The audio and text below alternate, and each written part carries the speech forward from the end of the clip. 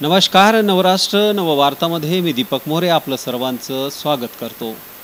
या विशेष कार्यक्रमात विविध क्षेत्रात काम करणाऱ्या मान्यवरांशी आपण चर्चा करत असतो. तर आज आपल्यासोबत आहेत देविदास कनखरेजी. यांच्याशी आपण बातचीत करणार आहोत. ते शरद जोशी प्रणीत शेतकरी संघटनेचे बुलढाणा जिल्ह्याचे जिल्हाध्यक्ष आहेत.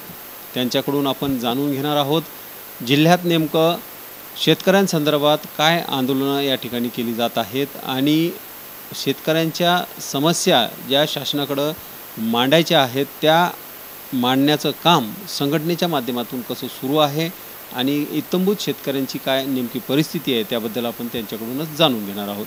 सर, आपलं नवराष्ट्र. धन्यवाद. नमस्कार. सर, मला सांगा की आपण जिल्हा अध्यक्ष आहात. जिल्ह्यात शेतकऱ्यांवर बऱ्याचशा तालुक्यांमध्ये नापिकी झालेली आहे. अतिवृष्टीमुळं नुकसान देखील झालेलं आहे. असं असताना शेतकऱ्यांच्या संदर्भामध्ये आपल्या संघटनेच्या माध्यमातून काय नेमकं पुढाकार घेऊन त्यांच्या शेतकऱ्यांसाठी कामं सुरू आहेत? आम्ही ठिय्या आंदोलन केल्यानंतर जिल्हाधिकाऱ्यांनी त्याची मिटिंग घेतली आणि प्रस्तावित मिटिंगमध्ये सगळे विभागाचे म्हणजे वेगवेगळे विषय होते. त्याच्यात जिल्हा बँकेचा विषय होता, वन्य प्राण्याचा विषय होता आणि जिल्ह्यात पडलेला दुष्काळाचा विषय होता. याच्यात त्यांनी जिल्हा बँकेच्या ज्या वसुलीची संदर्भात सक्तीच्या वसुली आणि शेतकऱ्यांच्या जमीन जप्तीची कारवाई सुरू होती त्याला त्यांनी त्यांच्या व्यवस्थापकीय प्रशासक मंडळांनी त्यावेळेस स्थगिती दिलेली आणि वन्य प्राण्याच्या बाबतीत त्यांनी जे सांगितलं की हा विषय केंद्राच्या अखत्यारीतला आहे, आम्ही तुमचे विषय शासनापुढं मांडू, कारण की वन्य प्राणी सार्वत्रिक त्रास देतात हे त्यांनी मान्य केलं, त्यांच्या एफओनी मान्य केलं आणि त्यांनी सांगितलं की जर तुम्ही नुकसान भरपाईचे आमच्याकडं अर्ज केले तर त्याची तात्काळ कारवाई करण्यात येईल आणि शेतकऱ्यांना बाजारपेठेचे व तंत्रज्ञानाचे स्वातंत्र्य आमची ही मुख्य मागणी आहे. शरद जोशी प्रणीत शेतकरी संघटनेची मुख्य मागणी म्हणजे बाजारपेठ व तंत्रज्ञान. आम्हाला भिकवादी योजना नको आहेत. आम्हाला जे स्वातंत्र्य पाहिजे तर ते जगात जे तंत्रज्ञान आहे ते वापरण्याचे आम्हाला STBT तंत्रज्ञान. आज जगात सोयाबीन 40 क्विंटलपर्यंत, कापूस 25 ते 30 क्विंटलपर्यंत एकरी झडतो आहे आणि ते तंत्रज्ञान वापरण्याची आम्हाला परवानगी द्या आणि जगाचा बाजारपेठ आमच्यासाठी खुली करा, ही आमची प्रमुख मागणी आहे. ते त्यांनी केंद्र सरकारला ही तुमची मागणी कळवतो आहे आणि त्या हिशोबाने त्यांनी निर्णय दिला. त्याच्यानंतरही त्यांनी लवकर कारवाई त्या संदर्भात झाली नाही तर आम्ही चिखलीला जवळजवळ 300-400 ट्रॅक्टर रॅलीचा मोर्चा काढला होता आणि त्याचीही स्वतः तहसीलदारांनी समोर येऊन ते निवेदन स्वीकारलं आणि शासनाकडं याचा तुमच्या मागणीसंदर्भात आम्ही पाठपुरावा करू, शासनाला तुमच्या मागण्या निदर्शनास आणून देऊ अशी त्यांनी आम्हाला आश्वासन दिलेलं. मला सांगा सर, अगोदर शेतकरी संघटनेत काम करण्याच्या अगोदरचा आणि आतापर्यंतचा जो तुमचा प्रवास आहे तो नेमका इत्थंभूत कसा आहे त्याबद्दल सविस्तर थोडं. शेतकरी संघटनेचा प्रवास माझा ज्यावेळेस सुरू झाला त्यावेळेस मी कॉलेज जीवनात होतो.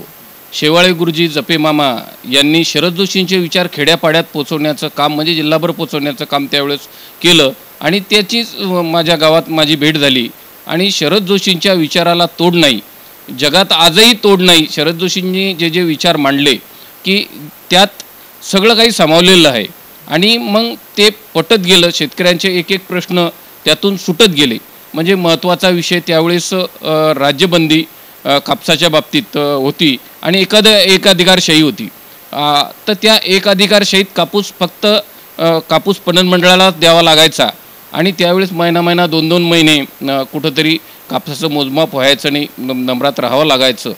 पण शेतकरी संघटनेने आंदोलन पुकारलं आणि आम्ही प्रांतबंदी, झोनबंदी म्हणजे या बाबतीत आंदोलनं केली आणि त्यावेळेस रॅल्या काढल्या कापसाच्या आणि आम्ही म्हणजे MP कापूस त्यावेळेस घेऊन गेलो आणि ते जे आज ती व्यवस्था मोडली म्हणजे हा कुठंतरी शरद जोशी संघटनेच्या विचाराचा एक म्हणजे फार मोठा विजय आहे. त्याच्यानंतर झोनबंदी, ऊसाच्या बाबतीत एक कारखान्यातून दुसऱ्या कारखान्यात ऊस नेला जात नव्हता. म्हणजे त्यांना जे भाव मान्य त्यांचे जे भाव असतील ते त्या शेतकऱ्याला मान्य करावं लागायचे आणि शरद जोशींनी उपोषण केलं आणि महाराष्ट्रभर तीव्र आंदोलनं झाली आणि त्याचा परिणाम असा झाला की आपला सरकारला ती झोनबंदी मागे घ्यावी लागली. आज शेतकरी कोणताही आपला ऊस कोणत्याही कारखान्याला देऊ शकतो. निश्चितच सर, शेतकरी संघटना आणि आपली शरद जोशी प्रणित शेतकरी संघटनेची जी भूमिका आहे ती वेगवेगळी या ठिकाणी दिसते.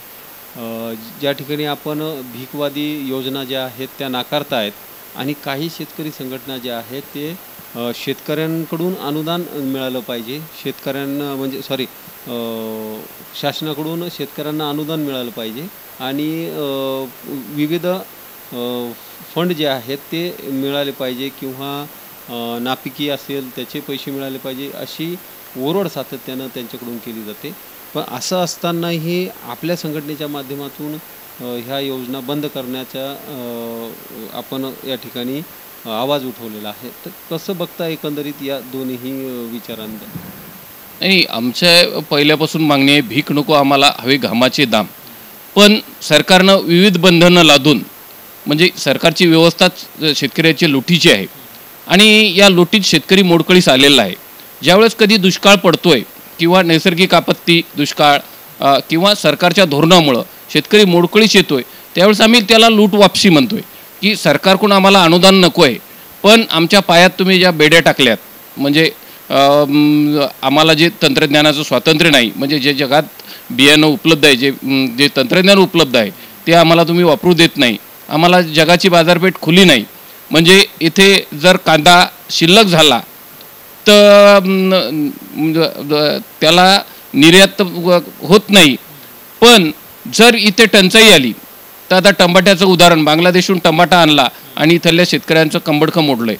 आज कांद्याचाही तीच परिस्थिती झाली, 40% निर्यात शुल्क लावल्या गेलं आहे आणि म्हणजे कांद्याला कुठंतरी शेतकऱ्यांना 2 पैसे जर मिळायला लागले तर सरकार निर्यात बंदी लादते, विविध म्हणजे साठ्यावर बंधनं लादते, विविध उपाययोजना करून शेतकऱ्यांचे भाव कसे पडतील या बाबतीत म्हणजे या सरकारचं आणि सरकारचं कसं आहे, लोकांना खेळवत ठेवायचं. आता जो आरक्षणाचे विषय चालू आहेत, मराठ्यांना आरक्षण पाहिजे, धनगरांना आरक्षण पाहिजेत, म्हणजे वेगवेगळ्या जाती जमातींना आरक्षण पाहिजेत, हा सरकारचा आणि राजकीय पक्षांचा डाव आहे. आरक्षणानं प्रश्न सुटत नाहीत. शेतीत जेवढा रोजगार तयार होतो तेवढा रोजगार कोणत्याही उद्योगात, सरकारी नोकरीत तयार झाला नाही आणि सरकारी नोकरी जवळजवळ संपल्यात जमा आहेत. सरकार नोकर भरती करत नाही, त्यामुळे आरक्षण नको आहे. मुख्य जर आज आमच्या खेड्यातले बांधव कुठेतरी 200-400 रुपये रोजानं मुंबई पुण्याच्या फुटवातर राहतात आणि कारण की खेड्यात रोजगार नाही, शेतीला यांनी दुर्लक्षित केलं. त्या शेतीतच असा रोजगार तयार होऊ शकतो की पूर्ण खेड्याची व्यवस्था, म्हणजे खेड्यातला जो माणूस आहे तो सामावून घेण्याची, पहिल्यानं बारोबारुतेदार पद्धत होती, सामावून घेण्याची क्षमता फक्त शेतीत आहे. फक्त सरकारने त्या जो हस्तक्षेप सरकार करते तो थांबावा, एवढी शेतकरी संघटनेची मागणी.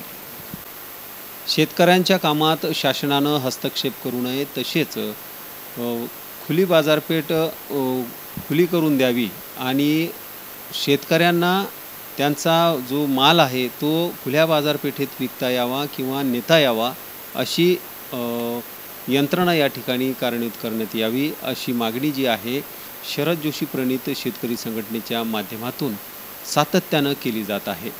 असं असताना देखील अद्यापही ह्या मागण्या पूर्ण होत नाही आहेत आणि भीक नको हवे कामाचे दाम असे म्हणत योजना ज्या आहेत त्या बंद करा आणि जे काही त्यांचं उत्पादन आहे त्या उत्पादनाला दाम द्या, अशी मागणी जी आहे ती यांच्याकडून केली जात आहे.